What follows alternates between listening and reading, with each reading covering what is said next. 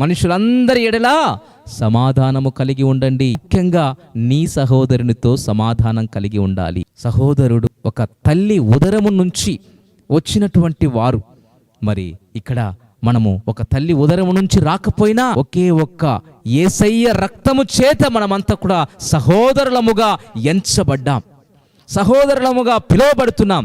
మరి నీ సహోదరునిది ఏదైతే ఆశించకూడదో, నిన్ను వలె నీ పొరుగువాణ్ణి, నీ సహోదరుని ప్రేమించు అన్నటువంటి ఆజ్ఞను అతిక్రమిస్తే అది పాపముగా ఎంచబడదా? 100% అది పాపముగా ఎంచబడుతుంది. నీ సహోదరుని గాయపరిచిన, నీ సహోదరుని మనస్సును నీవు ఇదిగో మరి గాయపరిచిన, వేదన గురి చేసిన అది హత్యతో సమానమని ప్రభు చెప్తూ ఉన్నాడు. దేవుని బిడ్డలారా, మరి నీ జీవితంలో మరి దేవుణ్ణి మెప్పించటానికి, దేవుణ్ణి ఆయనను ఆరాధించటానికి రెండవదిగా ఇదిగో నీ సహోదరునితో సమాధాన పడాలి.